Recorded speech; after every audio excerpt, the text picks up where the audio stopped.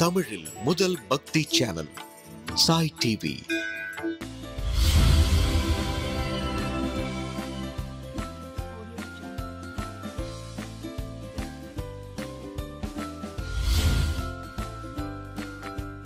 Hi குட்டீஸ், welcome back to Sai டிவியின் சுட்டீஸ் நேரம். சுட்டீஸ் நேரத்தில் பக்தி கதைகள் கேட்கறதுக்காக மை டியர் செல்ல குட்டீஸ் எல்லாரும் ரெடியாக இருக்கீங்களா? வெயிட் பண்ணிகிட்டே இருக்கீங்களா? உங்களுக்கு அது சொல்கிறதுக்காக இன்னைக்கு சண்டே நானும் ரெடியாக வந்துட்டேன். சரி, நம்ம கதைக்குள்ளே போகிறதுக்கு முன்னாடி இன்னைக்கு சண்டே நம்ம குட்டீஸில் எத்தனை பேர் பர்த்டே கொண்டாடுவீங்க? உங்கள் எல்லோருக்கும் நம்முடைய சாய் டிவியின் சார்பாக happy birthday. Wish you all a very very happy birthday. இந்த மார்கழி மாதத்தில் சிறப்பாக நீங்கள் பக்தியோட திருப்பாவை திருவம்பாவை எல்லாம் கற்றுக்கணும். உங்களால் முடிஞ்ச அளவுக்கு பாசுரங்களை நீங்கள் பாடணும். பக்தியோடு நீங்கள் பாடும்போது கண்டிப்பாக பகவான் நேராக வந்து அதை ஏற்றுக்கொள்வார். நம்மை பகவானுடன் தாயார் ஆண்டாள் நாச்சியார் சேர்த்து வைப்பார். சரியா? அதனால் உங்களால் படிக்க முடியலனாலும் அட்லீஸ்ட் அப்பா அம்மா படிக்கும்போது கேளுங்க. காலையில் சீக்கிரமே எழுந்துருங்க. ரொம்ப பக்தியோட பகவானை தியானிக்க வேண்டிய மாதம்தான் மார்கழி மாதம். ஓகே, இப்போ நம்ம ராமாயணத்தில் நான் யுத்த காண்டம் சொல்லிக்கிட்டு இருக்கேன் இல்லையா? யுத்த காண்டத்தில் வந்து குபேரன் எப்படி வந்தார், குபேரனிடமிருந்து ராவணன் எப்படி அந்த இலங்கை மாநகரத்தை கைப்பற்றினார், இதெல்லாம் நம்ம பார்த்துட்டு இருக்கோம். இப்போது புஷ்பக விமானம் எப்படி வந்து ராவணனுக்கு கிடைச்சது? அவ்வளோ ஈஸியாக கிடைக்காதே. எப்படி குபேரன் கிட்ட இருந்து புஷ்பக விமானம் கிடைச்சது அப்படிங்கிறத பற்றி தான் உங்களுக்கு நான் சொல்ல போகிறேன். இப்போ அந்த இலங்கை நகருக்கு ராவணன் வந்து அதிபதி ஆயிட்டான், அரசன் ஆயிட்டான். எப்படி ஆனான் அப்படிங்கிற கதையை நான் உங்களுக்கு நேத்திக்கு சொன்னேன். இப்போது குபேரனை அங்கிருந்து காலி பண்ண வச்சாச்சு. ராட்சசர்கள் எல்லாரும் இலங்கைக்குள்ள வந்துட்டாங்க. வந்த உடனே என்ன ஆச்சு அப்படின்னாக்க, முதல் வேலையா ராவணனுக்கு பட்டம் சூட்டுறாங்க. அதாவது ராட்சசர்களின் அரசனாக, அரக்கர்களின் அரசனாக இப்போ ராவணன் வந்தாச்சு. முதல் வேலையாக சூர்பனகை, தன்னுடைய தங்கை சூர்பனகை இருக்கா இல்லையா, அவளுக்கு வித்யுஜிக்வன் அப்படிங்கிற ஒரு தானவர்களின் அரசனாக இருக்கக்கூடிய ஒருவரை பார்த்து, அதாவது ஒரு லோகத்தில் இருக்கக்கூடிய தானவர்கள் அப்படின்னு சொல்ல, அது ஒரு வித்தியாசமான குலம்னு வச்சுக்கோங்களேன்.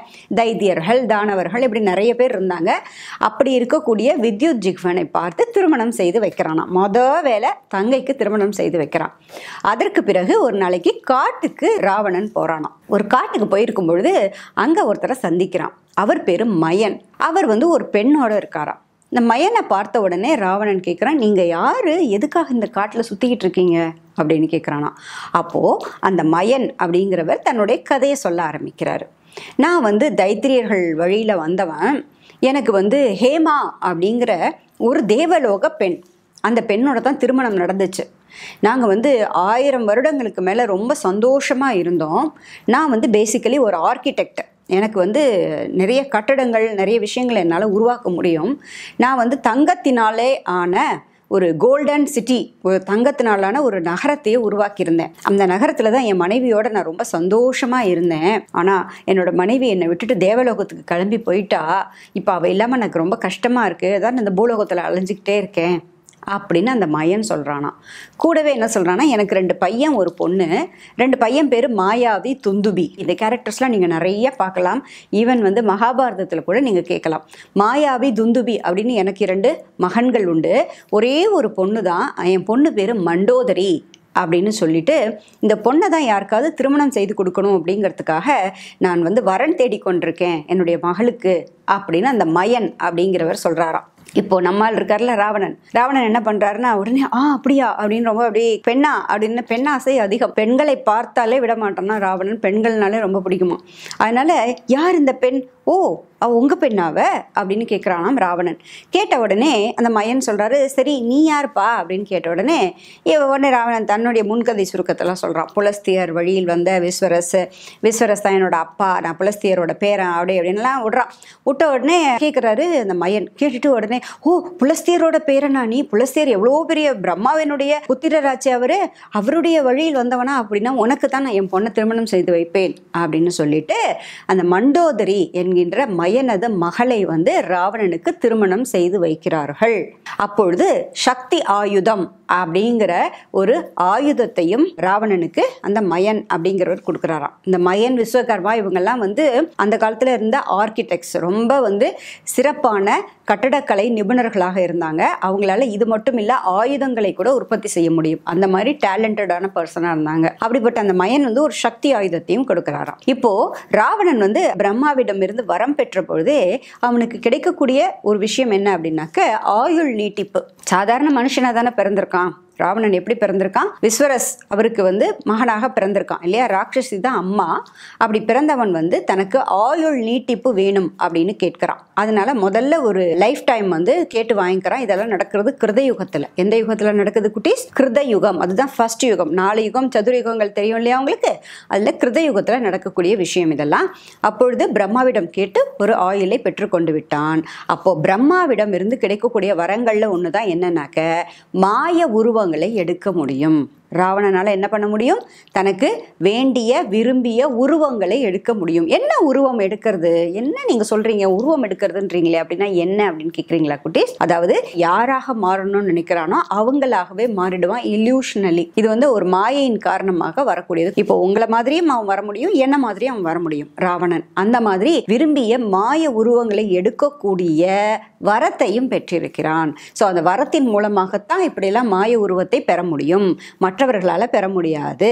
மற்றபடி காட்ஸ், டெமிகாட்ஸ்க்கு மட்டும்தான் அந்த சக்தி உண்டு, மற்றவர்களுக்கு கிடையாது. அப்போ அந்த மற்றவர்களுக்கு எப்படி கிடைச்சதுன்னா வரத்தின் மூலமாக தான் கிடைச்சிருக்கு. அப்போ அந்த காலத்துல இருந்தவர்கள் எல்லோருமே சாதாரண நம்மள மாதிரியான மனிதர்களாகத்தான் இருந்திருக்காங்க. அவங்க எல்லாமே அவங்க செய்த பல ஆண்டுகள் மனசை ஒருமுகப்படுத்தி இறைவன் மீது தன்னுடைய பக்தியினை செலுத்தி பல ஆண்டு காலம் தவம் செய்ததன் காரணமாக அவர்களுக்கு கிடைக்க பெற்றதே வந்து மிகப்பெரிய பதவிகள். ஓகேயா? இப்போ புரிஞ்சுதா உங்களுக்கு? இப்போ அப்படித்தான் ராவணனுக்கு விரும்பிய மாய உருவத்தை எடுக்கக்கூடிய வரமானது கிடைத்தது. சரி, இப்போ ராவணனுக்கு வரம் கிடைச்சாச்சு, பொண்ணு கிடைச்சாச்சு, திருமணமும் ஆயிடுச்சு. இப்போ அடுத்தது கும்பகர்ணன். கும்பகர்ணன் வந்து யாரை கல்யாணம் பண்ணிக்கிறான்னா மகாபலி சக்கரவர்த்தியினுடைய பெண்ணோட பெண்ணாகிய வஜ்ரஜ்மாலா அப்படிங்கிற ஒரு பெண்ணை வந்து திருமணம் செய்துக்கிறான் கும்பகர்ணன். அதற்கு பிறகு விபீஷணர் வந்து ஒரு சரமா என்ற பெண்ணை திருமணம் செய்துக்கிறாராம். அந்த சரமாங்கிற பெண் யாரு அப்படின்னு கேட்டீங்கன்னாக்க ஷலூஜா அப்படின்னு சொல்லக்கூடிய கந்தர்வ மன்னர். கந்தர்வ மன்னரது பெண்ணாகிய சரமா அப்படிங்கிற பெண்ணை தான் விபீஷணர் திருமணம் செய்துக்கிறார். இப்போ 4 பேருக்கும் திருமணம் ஆயிடுச்சு. அவங்கவுங்க லைஃப்ல ஜம்முன்னு செட்டில் ஆயிட்டாங்க. இப்போது இலங்கையில் இருந்தபடியே ராவணனும் ராவணனது கூட்டத்தினரும், அதாவது அவனுடைய அமைச்சர்கள் எல்லாம் ராட்சசர்கள் தானே. நான் சொன்னேன் இல்லையா, பிரகஸ்தன் நிறைய பேர் இல்லையா, மால்யவான் குடும்பத்துல பிறந்து வளர்ந்தவங்க, சுமாலியினுடைய ஃபேமிலியில வந்தவங்க, மாலியோட ஃபேமிலியில வந்தவங்க, இப்படி நிறைய பேர் இருப்பாங்க இல்லையா.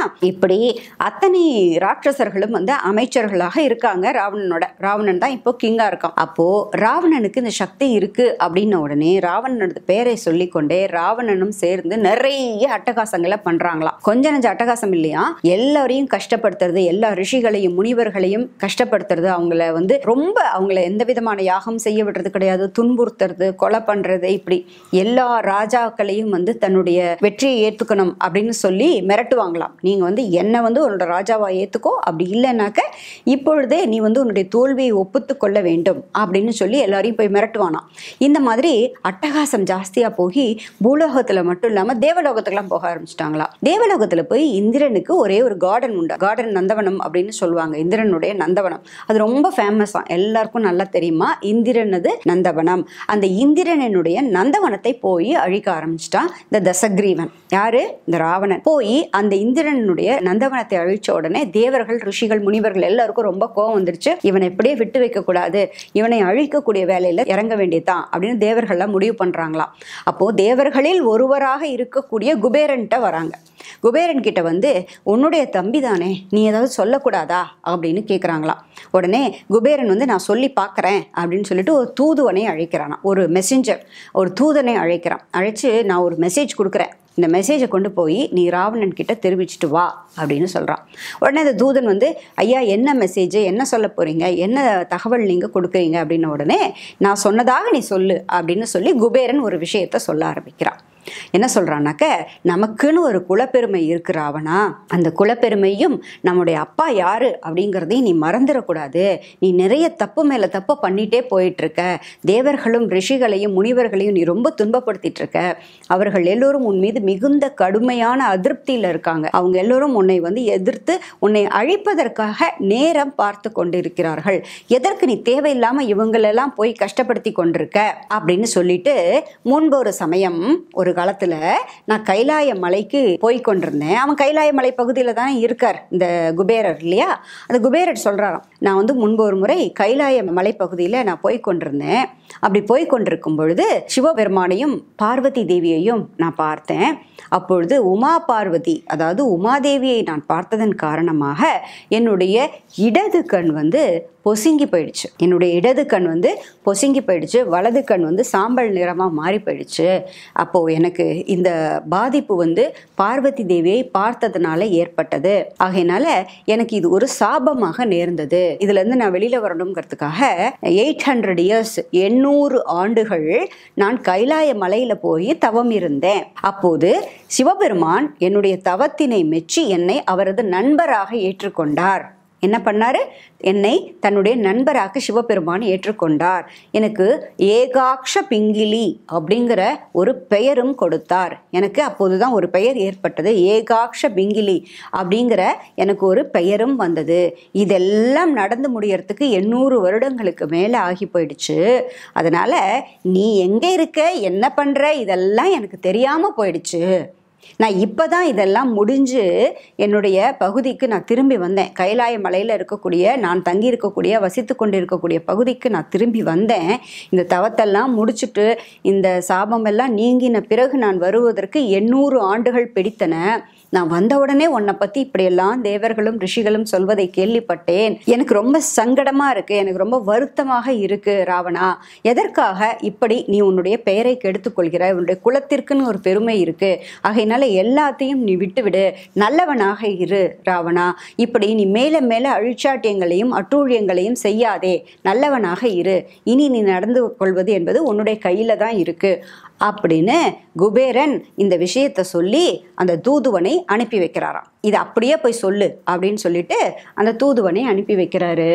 அந்த தூதன் போய் இந்த எல்லாத்தையும், குபேரன் 800 வருஷமா அவர் ஊர்லயே இல்லையா, அவருக்கு ஏதோ ப்ராப்ளம் ஆயிடுச்சா, அவருக்கு சிவபெருமான் பார்வதியை போய் சந்திச்சதுனால அந்த கண்கள்ல ஏற்பட்ட பிரச்சனைக்காக 800 ஆண்டுகள் தவம் இருந்தாராம். அதுக்கப்புறம் ஏகாக்ஷ பிங்கிலிங்கிற பேர் கட்சிதான். அப்போதான் அவருக்கு இதெல்லாம் தெரிய ஆரம்பிச்சுதான் அப்படின்னு எங்களுடைய மன்னராகிய குபேரன் இந்த மாதிரி சொன்னாரு அப்படின்னு அந்த தூதுவன் போய் சொல்றான். சொன்ன உடனே ராவணன் அதை ஏத்துப்பானா?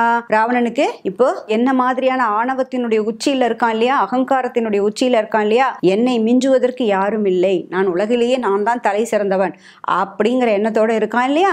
அதனால ராவணன் என்ன பண்றான், நீ யார் எனக்கு புத்தி சொல்றதுக்கு, நீ யார் எனக்கு அட்வைஸ் பண்ணுவியா அப்படின்னு சொல்லிட்டு, உன்னை பழிவாங்குவதாக உன்னுடைய தூதுவனை நான் கொன்று விடுகிறேன் அப்படின்னு குபேரன் கிட்ட இருந்து வந்த மெசஞ்சரை கொன்னுடுறான் ராவணன். அதோட இல்லாம குபேரன் எனக்கு அண்ணனே கிடையாது அப்படின்னு சொல்றானா. லோகபாலகர்களை நான் வெல்வேன், 3 உலகங்களையும் நான் வெல்வேன், இவன் யார் எனக்கு அட்வைஸ் பண்றது அப்படின்னு சொல்லிட்டு முதல்ல குபேரன் மீது படையெடுத்து போறானாம். யார் மீது படையெடுத்து போறான்? குபேரனையே நான் ஜெயிக்க போறேன்னு சொல்லிட்டு தன்னுடைய பிரகஸ்தன் மற்றும் தன்னுடைய மற்ற அமைச்சர்களை அழைத்து கொண்டு குபேரன் இருக்கக்கூடிய கைலாய மலை பகுதிக்கு பல பிரதேசங்களை தாண்டி, ஆறுகளை தாண்டி, மலைகளை தாண்டி தேர்ல கிளம்பி போறானாம் ராவணன். எங்க போறான்? கைலாய மலைக்கு போறான். போன உடனே குபேரன் இருக்கக்கூடிய வசிக்கக்கூடிய பகுதியில் முன்பாகவே யக்ஷர்கள் இருக்காங்களாம். யக்ஷர்கள்ங்கிறது அந்த காலத்தில் இருந்த ஒரு குரூப் ஆஃப் பீப்புள், ஒரு கம்யூனிட்டி பீப்புள்னு வச்சுக்கோங்களேன். அந்த யக்ஷர்கள் தான் முதல்ல எதிர்க்கிறாங்க. எத்தனை பேரோட அப்படின்னாக்கா 4000 படை வீரர்களோட எதிர்க்கிறாங்களாம். மிகப்பெரிய சண்டை நடக்குது. அந்த யக்ஷர்களில் ஒரு தலைவன் ஒருத்தன் இருக்கான். அந்த தலைவன் தான் ராவணனை எதிர்கொள்கிறான். அந்த தலைவனை ராவணன் கொன்றுடுறான். கொன்றவுடனே அவன் போய் குபேரன் கிட்ட சொல்றான், இந்த மாதிரி ராவணன் இந்த மாதிரி நாங்கெல்லாம் முடிஞ்ச வரைக்கும் போராடி பார்த்தோம், எங்களால முடியல, நீங்க தான் வரணும் அப்படின்னு சொல்றான். இப்பொழுது குபேரன் டைரக்டா நேர ராவணனை மீட் பண்றாரு. மீட் பண்ணும்பொழுது சொல்றார் ராவணனை பார்த்து, நீ பண்றது ரொம்ப ரொம்ப தப்பான விஷயம், இந்த தப்பான விஷயத்தை தொடர்ந்து பண்ணாத, தன்னுடைய தாய் தந்தை குரு மற்றும் மிக உயர்ந்த பொறுப்புல இருப்பவர்களை மதிக்காதவன் அதற்குண்டான கண்டிப்பான தண்டனையை அடைவான், நீயும் அந்த மாதிரி ஒரு தண்டனையை அடைய போறியா, உனக்கு எதற்கு இந்த கேடுகட்ட புத்தி, நீ இப்போ பாரு என்னையே அழிக்கிறேன் அப்படின்னு சொல்லிட்டு இவ்வளவு தூரம் தாண்டி வந்திருக்கே, இது உனக்கே நல்லா இருக்கா, இது சரியான முறையா அப்படின்னு அட்வைஸ் பண்றாராம் குபேரன் இப்போது ராவணனுக்கு இதெல்லாம் ஏறுமா, இதெல்லாம் கேட்டுப்பானா? அவன் என்ன சொல்றான், நான் உன்னை என்ன பண்றேன் பாரு அப்படின்னு சொல்லிட்டு பலவிதமான மாய உருவங்களை எடுத்துக்கொள்கிறான். என்ன பண்றானா, நான் முன்னாடி உங்ககிட்ட சொன்னேன் இல்லையா, விதவிதமான டிஃப்ரெண்டான கேரக்டரா மாறுவான் அப்படின்னு. அந்த மாதிரி ராவணன் பலவிதமான மாய உருவங்களை எடுத்துக்கொண்டு குபேரனை அடிக்கிறான். அடிக்கிறதுனால குபேரன் ரொம்ப மயக்கம் அடைஞ்சு கீழே விழுந்துடுறார். அப்போ ஸ்ட்ராங்கான சக்தி ஆயுதம், இந்த மயன் கொடுத்த சக்தி ஆயுதம் இருக்கு இல்லையா, அந்த சக்தி ஆயுதத்தை கொண்டு அடிச்சுடுறானா. அடிச்சதுனால குபேரன் மயக்கமாகி கீழே விழுந்துடுறாரு. உடனே குபேரனுக்குன்னு அவருடைய செட் ஆஃப் பீப்புள் இருப்பாங்க இல்லையா, குபேரனுடைய செல்வத்தினுடைய தேவதைகள் அப்படின்னு சொல்லக்கூடிய அந்த குபேரருடைய அந்த ஆட்சியில இருக்கக்கூடிய தேவதைகள் நிறைய பேர் இருக்காங்களாம். அந்த தேவதைகள் எல்லோருமே குபேரனை கிடுகிடுன்னு தூக்கி கொண்டு நந்தவனம் பகுதிக்கு கொண்டு போயிடுறாங்களாம். எங்க கொண்டு போயிடுறாங்க, நந்தவனம் பகுதின்னு சேஃபா வச்சுக்கணும் அப்படின்னு. குபேரன் மயக்கம் அடைஞ்சு கீழே விழுந்த உடனே குபேரனை தூக்கிட்டு போயிடுறாங்களாம். இப்பொழுது குபேரனை நம்ம ஜெயிச்சிட்டோம் அப்படின்னு சொல்லிட்டு ராவணன் என்ன பண்றான், குபேரனுடைய நகரத்தில் இருக்கக்கூடிய அந்த புஷ்பக விமானம் தானே அவனுடைய கண்ணில் அப்படியே உறுத்திக்கிட்டே இருக்கு. அவன் பார்க்கறான் இல்லையா, முன்னாடியே புஷ்பக விமானத்துல எப்படி குபேரன் பறந்து விஸ்வரஸ் அவங்க அப்பாவை மீட் பண்ணிட்டு போறதெல்லாம் பார்க்கறான் இல்லையா. அதனால அந்த புஷ்பக விமானத்தை நாம் கைப்பற்றி விட வேண்டும் அப்படின்னு அந்த புஷ்பக விமானத்தை எடுத்துக்கிறானா. எடுத்துட்டு கைலாய மலையிலிருந்து நான் குபேரனை வென்று விட்டேன் அப்படின்னு சொல்லிட்டு கிளம்பி வரான். அப்படி கிளம்பி வரும்பொழுது என்னவெல்லாம் நடக்குது, இப்போ குபேரனை எப்படி ஜெயிச்சாச்சுன்னு பார்த்துட்டோம். குபேரன் வான் பண்றாரு. குபேரன் வான் பண்ணும்பொழுது ராவணன் அதை கேட்கல, தூதனை கொன்று விட்டதுனால. அதோட இல்லாம குபேரனை எதிர்த்து படையெடுத்து போய் குபேரனை ஜெயிச்சுட்டு குபேரன்ட்டு புஷ்பக விமானத்தை கைப்பற்றிட்டான். இப்பொழுது ராவணனுடைய அழிவிற்கு அவனுடைய பாப செயல்களே காரணமாக இருக்கு. ராவணன் செய்யக்கூடிய பாபங்கள், ராவணன் பெற்ற சாபங்கள் தான் காரணமாக இருக்கு. இதை நான் முன்னாடியே உங்களுக்கு சொல்லியிருக்கேன். ராவணன் தானே சொல்லி புலம்புவதாக சொல்லியிருக்கேன். அதுக்கப்புறம் அரக்கிகள்லாம் சேர்ந்து இப்படிலாம் ராவணனுக்கு சாபம் கிடைச்சிருக்கு, அதனுடைய விளைவாகத்தான் இந்த இலங்கையே இவ்வளவு கஷ்டப்படுதோ அப்படின்னு எல்லாம் நம்ம பார்த்தோம். அப்போ ராவணனுக்கு என்ன மாதிரியான சாபங்கள் கிடைச்சது, அந்த சாபங்கள் யார் மூலமாக கிடைச்சது? ராவணன் ஒரு மிகச்சிறந்த சிவபக்தன் அப்படின்னு கேள்விப்பட்டிருக்கோமே, எப்படி சிவபக்தனாக இருந்தா அதையும் பார்க்கலாமா? நான் சொன்னேன் உங்ககிட்ட குட்டீஸ், புஷ்பக விமானத்தை கைப்பற்றி விட்டான் ராவணன் அப்படின்னு சொன்னேன் இல்லையா. அந்த புஷ்பக விமானத்தை எடுத்துக்கொண்டு இப்பொழுது குபேரனுடைய பகுதி, குபேரன் வாழக்கூடிய பகுதி இருக்கு இல்லையா, அந்த பகுதியிலிருந்து ராவணன் அந்த புஷ்பக விமானத்திலேயே கிளம்பி வரான். எங்க வரான், கைலாய மலை பகுதிக்கு வரானாம். இந்த கைலாயம் இருக்கு இல்லையா, ஹிமாலயாஸ் இருக்கு இல்லையா, ஹிமாலயாஸ் பகுதியில வரான். வரும்பொழுது ஒரு குறிப்பிட்ட ஒரு அழகான ஒரு நந்தவனம் மாதிரி இருக்கு, ரொம்ப ரொம்ப பியூட்டிஃபுல்லான ஒரு பிளேஸா இருக்கான்.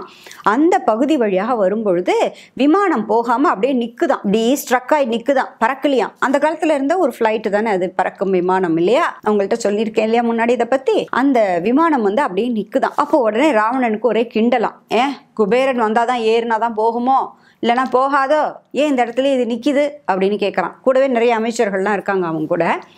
என்னன்னு தெரியலையே அப்படின்னு பார்த்து கொண்டே இருக்கும் பொழுது அங்கிருந்து நந்தி தேவர் வராராம். நந்தி தேவர் தெரியுமா உங்களுக்கு, காளை உருவத்தோட தலையில கொம்போட இருப்பார் இல்லையா, சிவபெருமானுக்கு முன்னாடி இருப்பார் இல்லையா நந்தி தேவர். முன்னாடி இப்படி அந்த மேலத்தை அடித்து கொண்டே இருப்பார் இல்லையா, டம் டம் டம் சத்தம் போட்டு பாடிட்டு இருப்பார் இல்லையா, சிவபெருமானுக்கு முன்னாடி இருப்பார் இல்லையா நந்தி தேவர். நந்தி பார்த்திருப்பீங்க இல்லையா, சிவன் கோவில்ல பார்த்திருப்பீங்கல்ல, அந்த நந்தி தேவர் தான் முதல்ல வரார். ராவணா இந்த பக்கம்லாம் வரக்கூடாது, நீ திரும்பி போ அப்படிங்கிறார். உடனே ராவணனுக்கு கோபம் வந்துடுது. நான் திரும்பி போகணுமா, நான் எதுக்காக திரும்பி போகணும் அப்படின்னு கேட்கிறான்.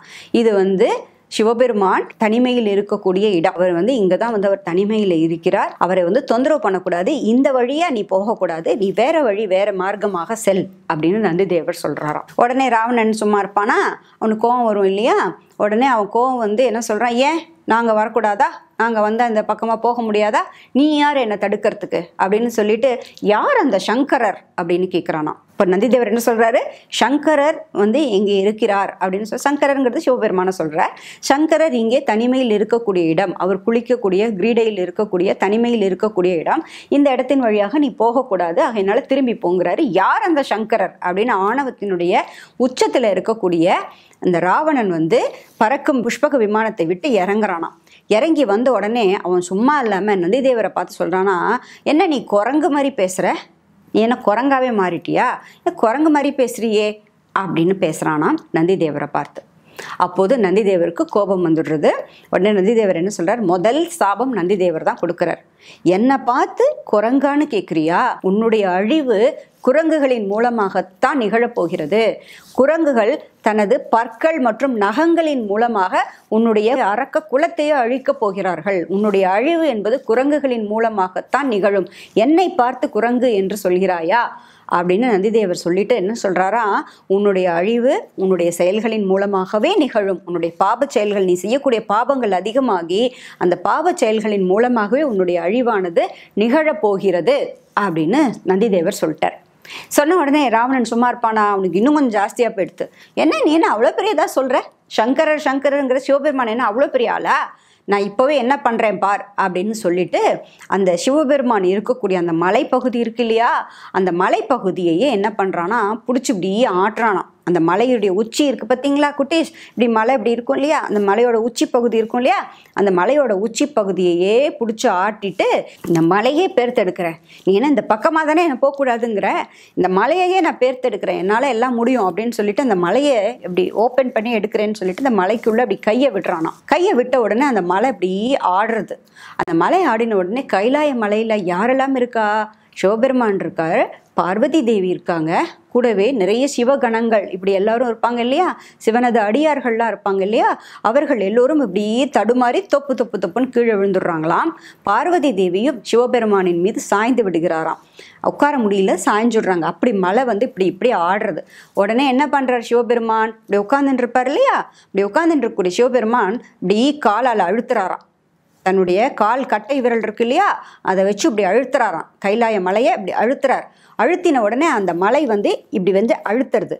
அழுத்தினா கீழே யார் கை வச்சுட்டு இருக்கா, ராவணன் இப்படி கை வச்சிருக்கான் இல்லையா, இப்படி கைலாய மலைக்கு கீழே கை வச்சிருக்கான் இல்லையா, இப்போ சிவபெருமான் மேலே கட்டை விரலை வச்சு அழுத்துறாரு இல்லையா, அழுத்தின உடனே அவனுடைய ராவணனுடைய கை வந்து அந்த மலைக்கு அந்த இடுக்கில் மாட்டின்றது.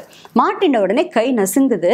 கை நசுங்கி போய் பெருசா கத்துறானா. கை வந்து இப்போ கதவிடுக்குலலாம் மாட்டின்டா நம்மலாம் அழுவோம் இல்லையா, கத்துவோம் இல்லையா, வலிக்குது வலிக்குது வலிக்குதுன்னு கத்துவோம் இல்லையா, குட்டி உண்டு கேப்புக்குள்ளெல்லாம் கை விட்டு மாட்டிப்போம் இல்லையா, அப்போ நம்ம ஒவ்வொன்று அழுவோம் இல்லையா குட்டீஸ். அதே மாதிரி இப்போ ராவணன் வந்து கை வந்து அந்த மலைக்கு இடுக்குல மாட்டிக்கிறது. மாட்டின்ற உடனே ஓன்னு கத்துறானா. அவன் கத்துற குரல் வந்து 3 உலகங்களுக்கும் கேட்குதான். 3 உலகத்துல இருக்கக்கூடிய எல்லாருக்கும் கேட்குதான். அவன் கத்துற கத்தல் அவ்வளோ பயங்கரமா கொடூரமாக இருக்கான். உடனே அமைச்சர்கள்லாம் ஓடி வராங்க. ராவணனது அமைச்சர்கள்லாம் இருக்காங்க இல்லையா, அவங்க எல்லாம் ஓடி வந்து, தப்பு பண்ணிட்டீங்க, நீங்க ரொம்ப பெரிய தப்பு பண்ணிட்டீங்க, நீங்க வந்து சிவபெருமானை போய் எதிர்க்கலாமா, அவர் இருக்கக்கூடிய மலை இல்லையா, நீங்க பண்ணினது ரொம்ப தப்பு, நீங்க அவர்கிட்ட சரணடைஞ்சிடுங்க, அவரை வந்து வேண்டி கேட்டுக்கொள்ளுங்கள், நான் பண்ணினது தவறு அப்படின்னு சொல்லி அவர்கிட்ட மன்னிப்பு கேளுங்க, இது ரொம்ப தப்பான விஷயம் அப்படின்னு அவங்க எல்லாரும் வந்து ராவணனுக்கு அட்வைஸ் பண்றாங்களாம். உடனே ராவணன் என்ன பண்றான்னாக்க 1000 வருடங்கள் அந்த கைலாய மலையிலேயே சிவபெருமானை தொழுது சாமகானங்களை பாடுகிறானாம். ராவணன் வந்து மிகப்பெரிய சிவபக்தனா, நிறைய பாடல்களை பாடக்கூடியவன். சிவபெருமானுக்கு பிடித்தது சாமகானம். அந்த சாமகானத்தை வந்து பாடி 1000 வருஷம் வந்து தவம் இருக்கானாம். சிவபெருமானை நோக்கி பாடல்களை பாடியவாறே 1000 வருடங்களாக சிவபெருமானை தொழுது கொண்டிருக்கிறான் ராவணன். 1000 வருஷம் முடிஞ்சு போச்சு. இப்போ சிவபெருமானுக்கு அவன் மீது இரக்கம் வந்து விட்டது. சரி போனா போயிட்டு போறது, போ, தப்பு பண்ணிட்டான், என்ன பண்றது, அவனை விடுவிச்சுடுவோம் அப்படிங்கிற ஐடியாவுக்கு சிவபெருமான் வந்துட்டார். வந்த உடனே அவர் என்ன பண்றார், தன்னுடைய கால் கட்டை விரலை அப்படி எடுத்துடுறாராம். கை உள்ள மாட்டின்னு இருக்கு இல்லையா, அந்த கால் கட்டை விரலை எடுத்துட்டு உடனே ராவணன் கையை அப்படி உதறிக்கிறான். அப்போ அவனை பார்த்து சொல்றார், நீ இனிமே எங்க வேணாலும் போகலாம், போ, உன்னை மன்னிச்சு விடுறேன், உன்னை இனிமே எங்க வேணாலும் போகலான்னு அனுப்பி விடுறேன் அப்படின்னு சொல்லிட்டு, அப்ப ராவணன் கேட்குறான், எனக்கு பிரம்மா வந்து எக்ஸ்ட்ரா இயர்ஸ் வாழறதுக்கு ஆயுளை எனக்கு கொடுத்துருக்கார், நீங்களும் எனக்கு ஆயுளை கொடுக்க வேண்டும் அப்படின்னு ராவணன் இப்போ சிவபெருமானை கேட்கிறானாம். எனக்கு ஏற்கனவே பிரம்மா கொடுத்த ஆயுள் இருக்கிறது, அதை தவிர தாங்களும் எனக்கு அதிகப்படியான ஆயுளை கொடுக்கக்கூடியதை அந்த வரத்தை எனக்கு தர வேண்டும் அப்படின்னு கேட்குறானா. அதே மாதிரியே சிவபெருமான் அவனுக்கு எக்ஸ்ட்ராவாக ஆயுதத்தை கொடுக்கிறார். அதோடு இல்லாமல் ஒரு பெரிய வாளை கொடுக்கிறாராம். ஸ்வாடு தெரியும் இல்லையா குட்டீஸ் உங்களுக்கு? அந்த வாளை கொடுக்குறாராம். இந்தா என்னுடைய பரிசாக வரமாக இந்த வாளை வச்சுக்கோ, இந்த வாளை நீ மதிக்கணும், நீ மதிக்கலைன்னா அந்த வாள் என்னிடமே திரும்பி வந்து விடும் அப்படின்னு சொல்லிட்டு சிவபெருமான் ஒரு வாளை கொடுக்குறாராம். கொடுத்துட்டு இனிமே நீ நல்லவனாக வாழ்வாயாக அப்படின்னு சொல்லி அனுப்புறாராம். அவனுக்கு அவர் அட்வைஸ் பண்றாரு. அந்த நிமிடத்திலிருந்து அவன் மிகப்பெரிய சிவபக்தனாக மாறி போயிடுறான். எங்க போனாலும் சிவனை வைத்துக்கொண்டு பூஜை செய்பவனாக தங்கத்தினாலான சிவலிங்கத்தை வைத்து சாம கானத்தை இசைத்து அவன் பாடக்கூடிய சிவபக்தனாக ராவணன் மாறி போனது இந்த நிகழ்விற்கு பிறகுதான். அதற்கப்புறம் இன்னொரு பெண்ணிட்ட ராவணனுக்கு ஒரு பெரிய சாபம் கிடைக்குதாம். அந்த சாபம் தான் அவன் பின்னாளில் ராமரால் அழிவதற்கு காரணமாக போகுது. என்ன சாபம் அது? யார் அந்த பெண்? என்ன நடந்தது ராவணனது வாழ்க்கையில? பார்க்கலாமா குட்டீஸ்? அது வரைக்கும் நீங்கள் எனக்காக வெயிட் பண்ணிட்டுருங்க. நான் சொன்ன மாதிரி மார்கழி மாதத்தில் மறக்காமல் திருப்பாவையை பாடுங்க. பகவானின் ஸ்ரீ மகாவிஷ்ணுவினுடைய அனுகிரகத்தை, அரங்கனது அருளை நீங்கள் அத்தனை பேரும் பெற வேண்டும். ஓகே குட்டீஸ், ஜாலியாக இருங்க, சேஃபாக இருங்க, எனக்காக காத்துக்கிட்டே இருங்க. இப்போ நான் என்ன சொல்ல போகிறேன்? டாடா பாய். சாய் டிவி நிகழ்ச்சிகள் உங்களுக்கு பிடிச்சிருக்கா? லைக் பண்ணுங்கள், ஷேர் பண்ணுங்கள், கமெண்ட் பண்ணுங்கள், சப்ஸ்கிரைப் பண்ணுங்க. பக்கத்தில் இருக்கிற பெல் சிம்பலை பிரஸ் பண்ணுங்க.